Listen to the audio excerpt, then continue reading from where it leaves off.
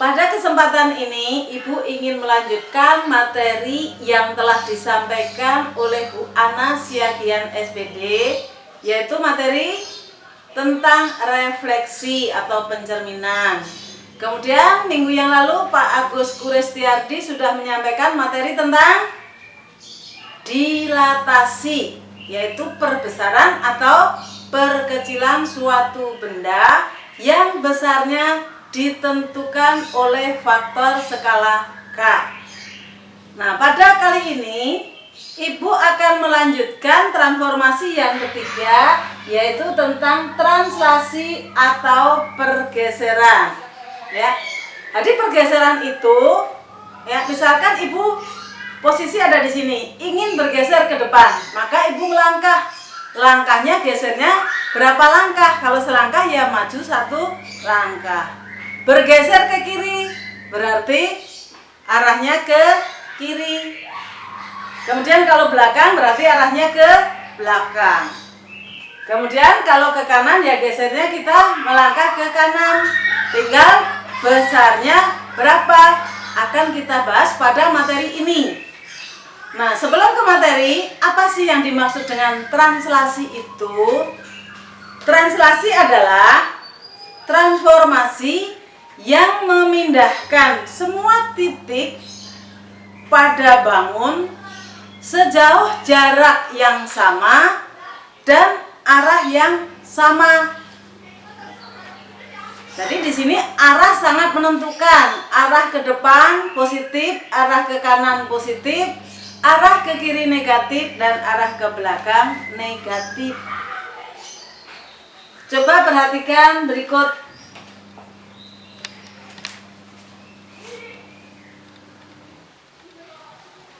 Jika kita mempunyai titik X, Y, kemudian akan ditranslasikan sejauh A, B, jadi sejauh searah sumbu X sejauh A, searah sumbu Y sejauh B.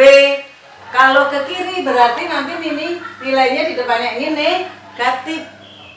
Maka hasil bayangannya adalah apa? Di sini bayangannya adalah X ditambah A, Y ditambahkan B. Tinggal tergantung titiknya apa. Jadi di sini boleh di sini titiknya P, ya. Berarti nanti bayangannya di sini apa? P aksen. Jadi bayangan dari titik P adalah P aksen. Titik P mempunyai koordinat X, Y, ditranslasikan atau digeser sejauh A satuan searah sumbu X dan B satuan searah sumbu Y, maka menghasilkan P aksen adalah X ditambahkan A, Y ditambahkan B. Sekarang perhatikan contoh. Misalkan Ibu mempunyai beberapa titik A. Titik A misalkan negatif 3,2 akan digeser sejauh misalkan 4,3. Berapakah bayangan dari titik A? Berarti nulisnya adalah A aksen berapa? Karena ingat koordinat kartesius. Pada sebelumnya sama Ibu sudah dianjurkan untuk membawa buku berpeta, ya. Sekarang perhatikan pada sumbu kartesius ini. Sumbu yang terdiri dari sumbu X dengan sumbu Y, yang mana arah ke kanan adalah positif, arah ke kiri adalah negatif, arah vertikal ke atas adalah positif, kemudian ke bawah negatif. Sekarang perhatikan menuliskan titik A negatif 3,2, letaknya di mana? Dicari nilai X-nya negatif 3, kemudian nilai Y-nya adalah ini ya. Nah, letak titik A di sini. A mempunyai koordinat negatif 3,2. Titik A min 3,2 ini akan digeser sejauh 4 satuan searah sumbu X. Kita perhatikan 4 satuan, berarti kita hitung 4 satuan, berarti ke arah kanan 4 satuan, 1, 2, 3, 4. Berarti tinggal tambahkan ke sini 4 satuan. Kemudian 3 satuan searah sumbu Y. Dihitung saja di sini tadi 2 naik 3 satuan, 1, 2, 3. Berarti ini naik lagi. Nah, maka hasil translasinya adalah di sini. Ini adalah apa? Bayangan titik A. Sekarang kita temukan berapakah bayangan titik A? Jadi hasilnya ini ya. Titik A kita translasikan sejauh 4,3, berarti ini gesernya 4 satuan. 4 satuan. Kemudian karena itu positif berarti geser ke atas 3 satuan.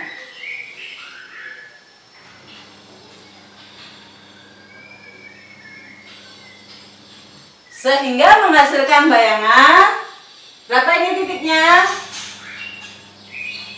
X-nya adalah 1, Y-nya adalah 5. Nih kita hitung, Y-nya adalah 5. Jadi hasilnya adalah berapa titik A aksen? 1,5. Ya. Sedangkan kalau kita menghitung memakai rumus, lihat bayangan dari titik P. Awalnya titik P mempunyai koordinat X, Y, kemudian ditranslasikan atau digeser sejauh A, B, maka bayangannya adalah X ditambah A, Y ditambahkan B. Maka kalau kita keterapkan ke dalam soal yang pertama, bayangan titik A atau A aksen adalah berapa? Negatif 3, ini X-nya, ini Y-nya, ini A, ya. Ini sebagai A-nya, ini sebagai B. Maka bayangannya berapa? Negatif 3 ditambah 4, 2 ditambah 3. Sehingga A aksennya adalah 1,5. Dan ini kita buktikan di dalam hasil pergeseran ini. Ya, jelas semua ya? Kalau belum jelas, kita berikan contoh lagi yang kedua. Misalnya yang kedua titiknya titik B. Kita ambil titik B-nya adalah negatif 3, negatif 5 akan ditranslasikan sejauh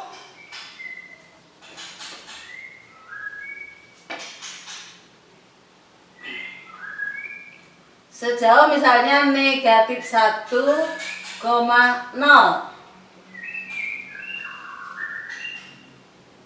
Berapakah bayangannya?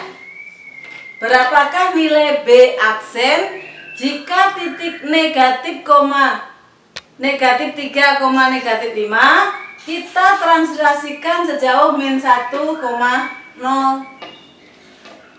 Kita gambarkan dulu letak titik B negatif 3, negatif 5 di mana? Jadi X-nya negatif 3 ini, Y-nya negatif 5, berarti ada di bawah.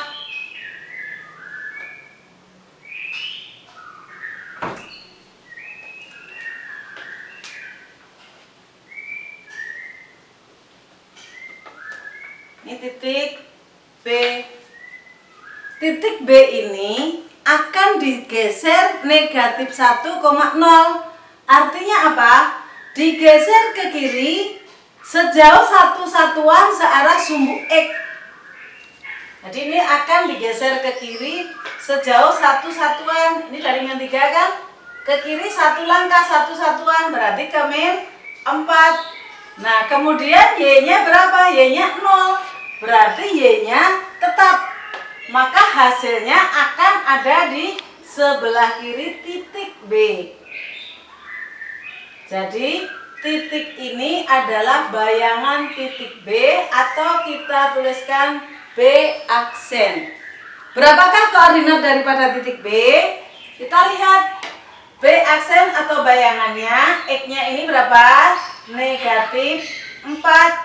Kemudian Y-nya ini berapa? Negatif 5. Sehingga bisa kita tuliskan di sini B aksennya adalah berapa? Negatif 3 ditambahkan negatif 1, negatif 5 ditambahkan 0. Ya, sehingga berapa B aksennya? Negatif 3 ditambah negatif 1. Utang 3, utang lagi 1. Jadi utangnya jadi 4. Kemudian negatif 5 ditambahkan 0, negatif 5. Sehingga B aksennya adalah negatif 4, negatif 5. Sama tidak dengan di sini? Sama, ya. Jadi setelah kalian paham daripada contoh soal ini, kalian bisa langsung menerapkan ke dalam rumus yang sudah ada. Oke, kita ambilkan contoh satu lagi untuk nomor 3. Yang negatif positif sudah ada, negatif dengan negatif sudah ada. Sekarang kita ambilkan yang positif semua. Misalkan titiknya titik P. Titik P mempunyai koordinat misalkan 2,3. Akan kita translasikan sejauh 3, negatif 5. Berapakah hasil P aksennya? Kita gambarkan dulu titiknya. Di mana letak titik P 2,3? Ada pada sebelah kanan sumbu Y dan ada di atas sumbu X. Jadi kita ambilkan X-nya 2, Y-nya 3. Jadi X-nya 2 dari sini ke atas 3 satuan.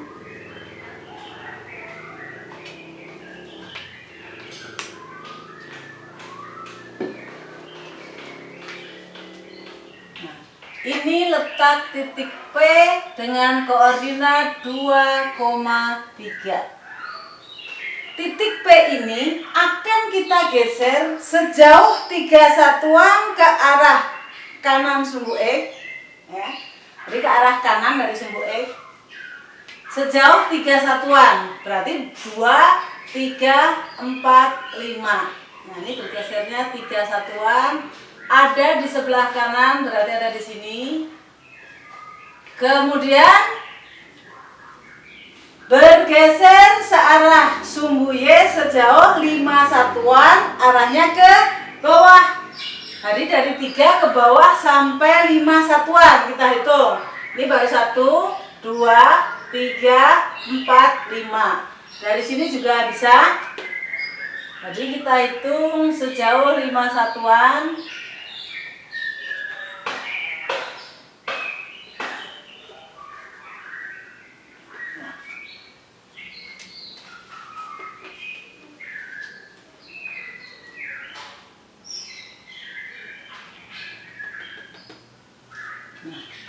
Ini adalah titik P aksen.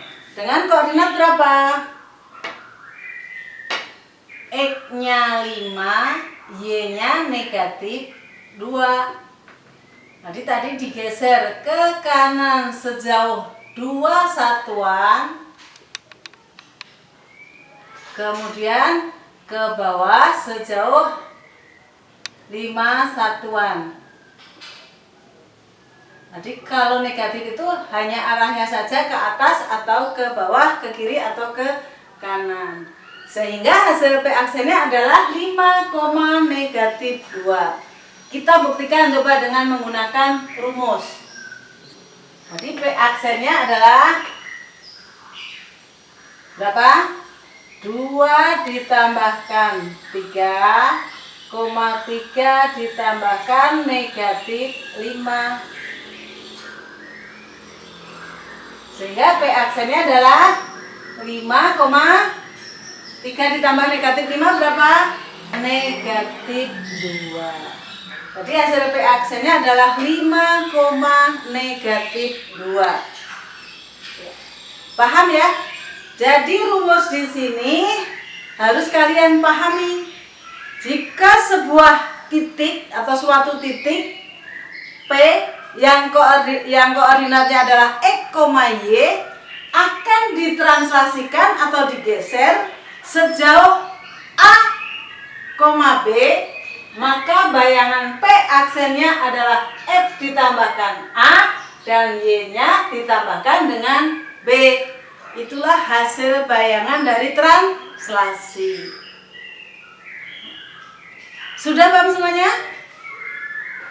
Alhamdulillah kalau sudah paham. Ini berlaku juga ya untuk sebuah bangun. Jadi misalkan kalian punya segitiga ABC ingin ditranslasikan sejauh berapa satuan. Nah, nanti gambarnya akan sama, hanya bergeser ya. Bergesernya sejauh berapa satuan, arahnya ke kanan, ke kiri, ke atas ataupun ke bawah. Bangunnya akan tetap, besarnya juga tetap ya. Nah, coba saya berikan contoh bagaimana kalau misalkan bangun ya. Misalkan saya berikan contoh kalau suatu bangun.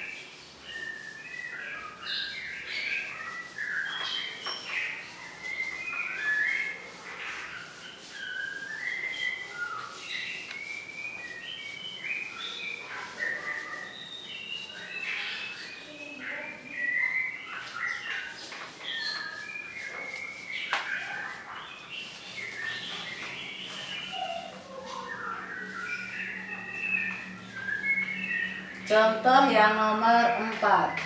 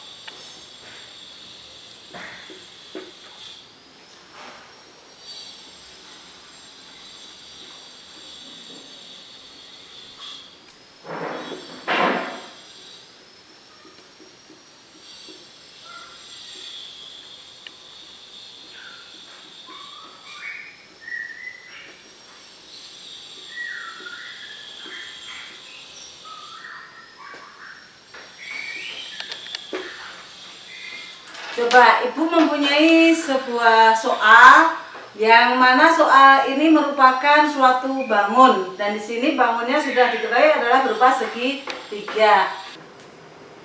Kita buktikan dulu dengan menentukan titik A, titik B, titik C. Kita gambarkan ke dalam koordinat kartesius. Kita gambarkan mulai dari titik A 2,1. Artinya apa? X-nya 2, Y-nya 1. Nah, X-nya 2, Y-nya 1. Berarti ini titik A. Kemudian titik B 5,1.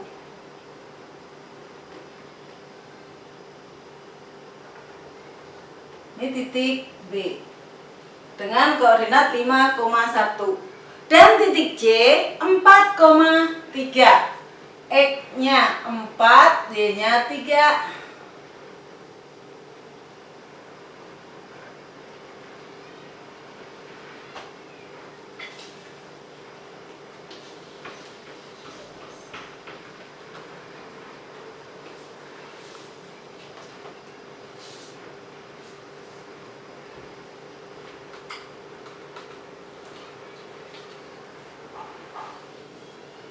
Ini titik C.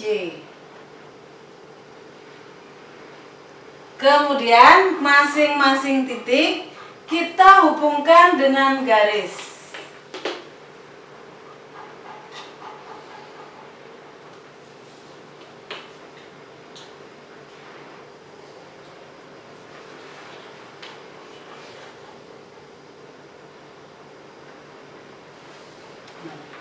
Maka terlihat grafiknya atau gambarnya berupa bangun segitiga.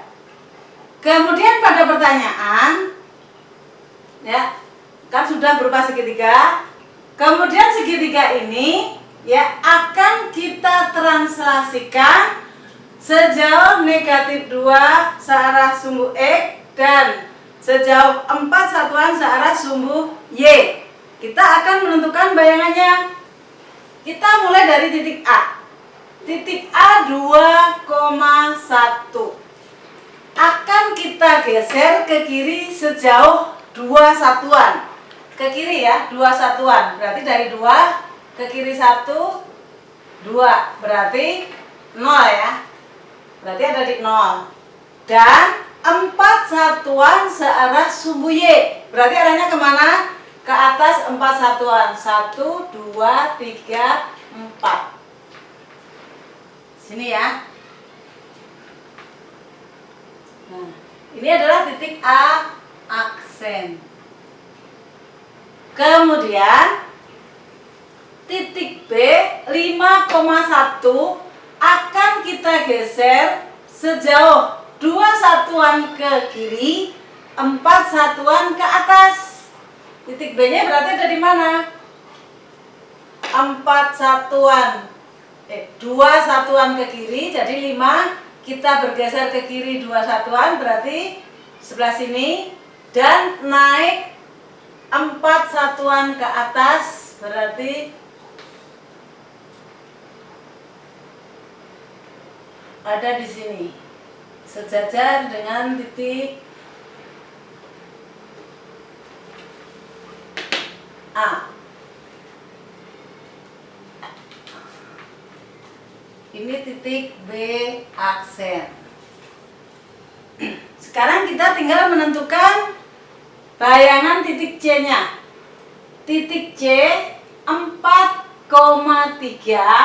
akan kita geser ke kiri sejauh 2 satuan.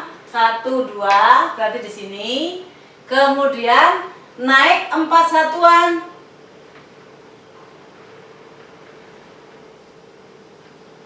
Kurang panjang, kita panjangkan saja sampai atas.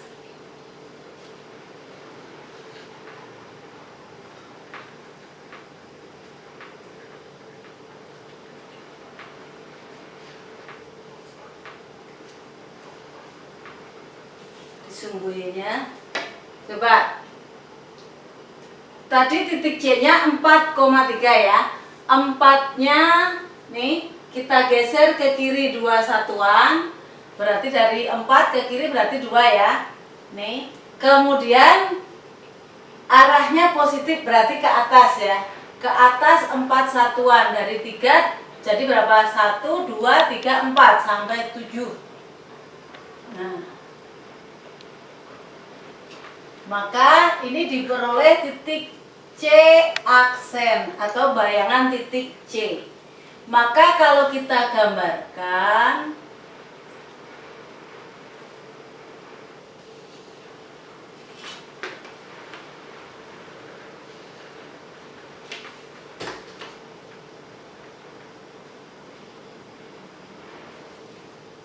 Nah, kita gambarkan juga akan berupa segitiga ya. Jadi bayangan ABC atau bayangan dari segitiga ABC adalah A aksen, B aksen, C aksen. Besarnya sama ya. Besarnya sama, hanya bergeser sejauh negatif 2 satuan ke kiri dan 4 satuan ke atas atau searah sumbu Y. Kalau kita tulis dalam bentuk rumus atau kita masukkan ke rumus, maka kita cek hasilnya. Titik A tadi berapa? 2,1 ditranslasikan sejauh min 2,4, maka bayangan A aksen adalah berapa? 2 ditambah negatif 2, berapa? 1 ditambah 4. Sehingga bayangannya adalah aksennya berapa? 0,5.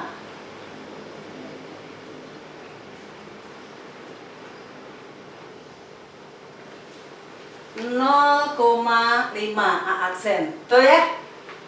Kemudian titik B-nya. Titik B-nya berapa koordinatnya? 5,1. Ditranslasikan negatif 2,4. Maka B aksennya adalah 5 ditambahkan negatif 2, 1 ditambahkan 4. Berapa hasilnya? 3,5. Betul? Titik B 3,5. Titik B 3,5. X-nya 3, Y-nya 5. Bagaimana dengan titik C? Sama. Titik C koordinatnya 4,3. Kita translasikan sejauh negatif 2,4. Menghasilkan bayangan C aksen berapa? 4 ditambahkan negatif 2, 3 ditambahkan 4. Sehingga hasilnya adalah berapa? 4 ditambah negatif 2, 2. Y-nya berapa? 3 tambah 4, 7. Jadi bayangannya adalah X-nya 2, Y-nya 7. Ya. Bangunnya sama bentuknya, segitiga. Ya, ukurannya sama. Ada pertanyaan? Sudah jelas semua? Udah.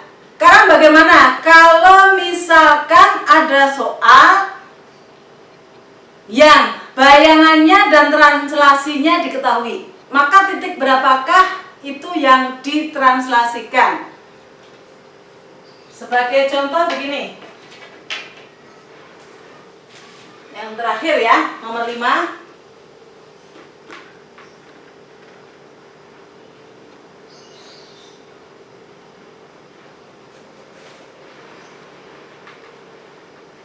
Jika titik T